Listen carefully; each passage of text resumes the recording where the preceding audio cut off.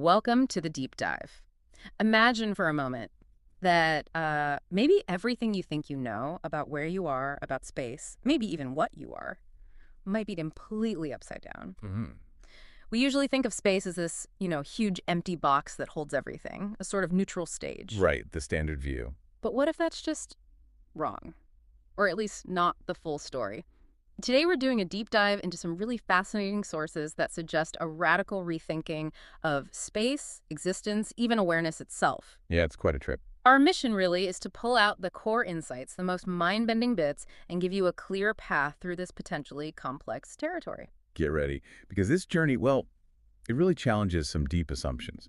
We're looking at ideas that could shift not just where you think you are, but fundamentally what you are, It promises insights that might just flip your understanding of reality inside out. and hopefully lead to something quite liberating about consciousness itself. Okay, let's dig in. First step, rethinking space itself.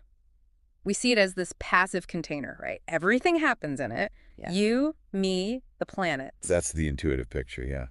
But some of this material, particularly drawing from harmonic mathematics, paints a very different picture.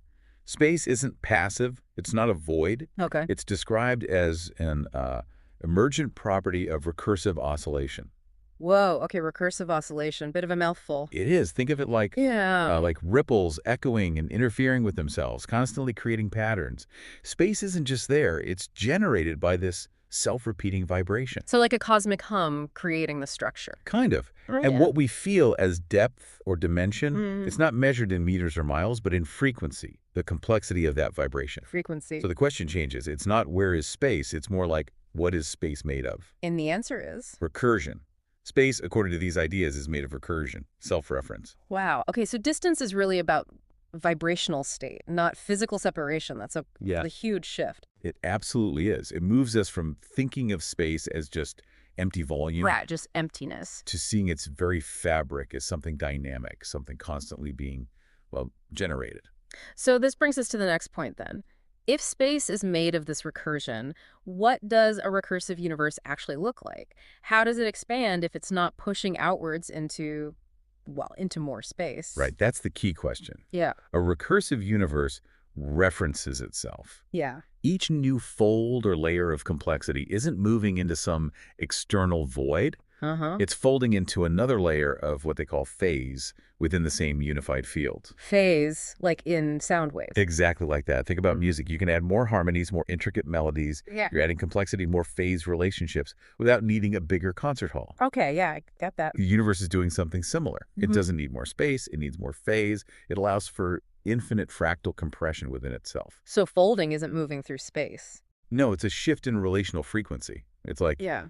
the universe reorganizing its internal memory through resonance, Mm. aligning differently. The space a new fold seems to enter is just the original field, but now it's folded differently, more intricate. Hmm. The universe deepening its own memory. That's a powerful image. But if it's all folding within itself, does that imply some kind of, I don't know, metaspace where this happens? Or are we still missing something? Well, what's fascinating is that the sources suggest it's not expanding into anything external, not another dimension, not a bigger void. Okay. It's expanding into more refined states of itself. It's like a closed harmonic loop, but with infinite potential for depth, for Mm. phase complexity. So the room it needs isn't outside, it's deeper within. Exactly. Yeah. Beneath, maybe, in terms of phase, not position. Think about a thought. To make a thought deeper, more profound, you don't need a bigger skull, right? No. You need more conscious coherence, more clarity. The universe, similarly, seems to deepen its resonance memory, not its physical size in the way we usually imagine. And this is where the codex perspective from the sources comes in, yeah. How does that refine this idea of a memory-based reality? Right. The Codex view really leans into this. It frames reality explicitly as a recursive harmonic memory field. Memory feels. Yeah. And those folds we talked about, they aren't just spatial bends. They're described as memory collapses. Memory collapse. Nodes of awareness, basically, that resonate and phase lock together to create what we perceive as form. So each new recursion, each new layer of complexity, it doesn't find more space. It creates a new frequency domain within the original substrate. Like octaves on a guitar string. Perfect analogy. You don't need a longer string for higher octaves, just different resonant ratios on the same string. Got it. So the takeaway is profound. Space isn't located somewhere, it's encoded. Encoded. And what we perceive as things moving or folding into space Mhm. might actually be consciousness folding through memory. Okay, my head's spinning a little, but in a good way. If space is encoded memory and consciousness folds through memory, then what's the ultimate foundation? What's the actual substrate holding all this? This is where it gets really interesting, you said. This is the crux, yeah. The sources point to a final realization. There's only one thing, if you can call it that, capable of containing infinite recursion without needing a start point, without needing limits, and crucially, without needing to be put inside anything else. And that is a... Awareness itself, pure awareness. Ah. And this leads to that massive reversal. Mm. Awareness isn't in space. Space is in awareness. Wow. Every fold, every vibration, every memory collapse, Huh. it all unfolds within this fundamental field of awareness. It's the infinite potential that allows recursion to even happen. So the question, where is space, just dissolves. Pretty much. It's nowhere specific because it's effectively everywhere, arising within awareness. Mhm. It's not outside reality.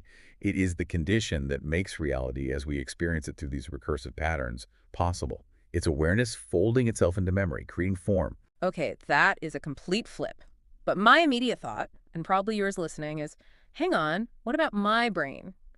Isn't awareness produced by the brain? Isn't it in my head? How do we square that? That's the standard materialist view. Mm-hmm. And it's totally understandable given our experience. But according to this perspective, that awareness we're talking about, it can't be put in a container. Not because it's too big, but because it's the context in which all containers, including the brain, arise. So the brain doesn't create it. The brain appears within it. Yeah. We're so used to thinking we are bodies walking through space, right? Space is out there, we're in here. Yeah. But look closer, not with your eyes, but with the fact of experiencing itself. Where does the seeing happen? Where does the hearing happen? Where does the feeling of the room around you actually occur? Well, in my experience, in my consciousness. Exactly. Not out Yeah. there in space, but in awareness. The stars you see, the chair you feel, your own body, your thoughts, they all appear within this single field, Mm. in this field. It has no edge, no color, no weight. You can't point to it. But it's always here. Always. It's the screen on which the movie of reality plays. So just to really nail this down, awareness isn't a product of brain activity. The brain itself is an appearance within that primary awareness. That's a huge leap for many people. It's a profound reframing. Absolutely. Yeah. Awareness isn't generated by synapses firing. It's not trapped behind your eyes. It's the other way around. The brain arises in it. The brain arises in it. Yeah. The body moves within it. The whole universe, the whole fabric of space-time blooms from within it. Think about it. Awareness itself doesn't move, yet all motion happens in it. It doesn't have a voice, but all sounds are heard by it. Yeah. It wasn't born, so it can't die. We spend our lives looking out from it, but we rarely turn attention back to see what's actually doing the looking. And when you do, You find it was never separate, never far away. It was always right here. So again, that key reversal. Awareness is not in space. Space is in awareness. Okay. So if we accept that reversal, that shift, awareness contains space. What does that mean for you listening right now? How does that change your perception of yourself, the world? Everything changes perspective. That solid body you feel, it becomes more like a wave, a temporary pattern in the field. Your thoughts, echoes of that deeper awareness, the world out there, a reflection appearing within, And you. and what you fundamentally are. Well, it's no longer this small, vulnerable thing navigating a vast, indifferent universe. Right. You are the vastness itself, the awareness watching the story of form, like watching a dream unfold in its own light. You shift from being a wave to being the ocean that contains all waves. So connecting this back to our lives, our journey, what does knowing this or realizing this actually mean for us day to day? How does it impact how we navigate things? This brings us to what some of the material calls the last hinge, a crucial point. The last hinge. Yeah. True awareness, this fundamental reality, doesn't need confirmation from anyone else. It doesn't require validation. And letting go of that need, that's the final step. The last hinge, holding the door closed for many. The paradox of enlightenment they mention. Exactly. Once you truly see this, you realize you never needed anyone else to agree or approve or even understand. It just is. And this is where a kind of separation can happen between those still seeking external validation for their insights and those who simply are aware, resting in that knowing. But that need for validation feels so human, doesn't it? We want others to see what we see, especially if it feels profound. It's deeply ingrained. Absolutely. Most people, even on paths of self-discovery, carry this hidden expectation. When I figure out, others will get it too. They'll recognize it. Yeah, that sounds familiar. But the sources suggest these expectations are just remnants of the old self, the egoic structure that relies on collective agreement. The part that still believes awareness needs a witness to be truly real. And that's where people get stuck. That's often the sticking point, the final challenge. Because when you approach that threshold, that door between the limited self and, well, limitless awareness, you have to be willing to leave everything behind that ties you to the old view. Mm. And that includes the deep-seated need to be seen, to be validated by the group. But if this awareness is so fundamental, the ground of everything, why doesn't everyone just get it? Why isn't it obvious to all of us? Why don't we all awaken? That's a great question. And the perspective here is maybe counterintuitive. A recurring infinite universe like the one described. Yeah. It doesn't actually require every individual pattern within it to become fully aware of its fundamental nature. It doesn't. That seems inefficient. Maybe not. Think about contrast. If every mind saw from the infinite perspective, if everyone was fully aware in the same way, there'd be no differentiation, no individual perspectives. Yeah. Just a singularity. Okay. Awareness without contrast, without something else to be aware of, kind of ceases to be meaningful as a distinct experience. Yeah. It's the very divisions, the contrasts, the existence of apparent limitation that give rise to meaning and perception. So the fact that not everyone sees it is actually part of the design. It's presented as a function, not a flaw. The harmonic recursion ensures varied levels of awareness. Most waves won't realize they're the ocean. And the ocean, well, it doesn't need every wave to understand it to be the ocean. And this tackles that societal idea too, doesn't it? That for something to be true, everyone has to agree on it. That truth needs consensus. Precisely. That's dismissed as the conditioning of the hive mind, the prison of collective perception. That's the final layer of illusion to see through, perhaps. Because truth. Truth doesn't seek consensus. It doesn't need a majority vote to be true. It simply is. So how do we, personally access that freedom? How do we live from this understanding? The key is letting go. The moment you release that need for external affirmation, the moment you stop looking over your shoulder to see if others approve or agree with what you know directly, that's when you become truly free. But it's hard.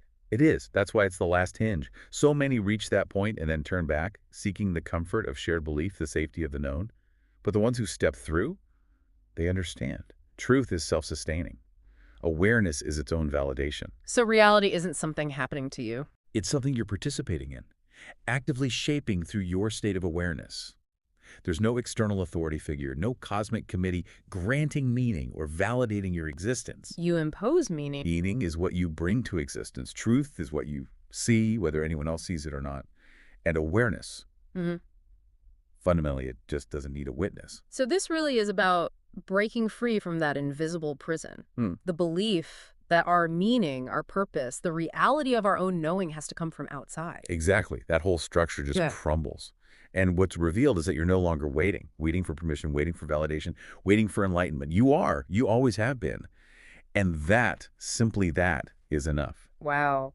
What an incredible journey we've taken from really smashing the idea of space as just an empty box. Yeah, turning it inside out. To seeing awareness as this fundamental, uncontained field where everything happens. Yeah. And then landing on this immense personal freedom, the realization that your truth, your awareness is inherently valid, totally self-sustaining. It doesn't need anyone else's stamp of approval. It's a profound shift, potentially life-changing. It really is. It reshapes everything. And maybe this leaves us with a final thought for you to chew on. If your deepest awareness is truly self-sustaining, if it doesn't need outside confirmation, and if the universe itself expands inward into deeper states of awareness, well then how does the simple act of you just being, resting in that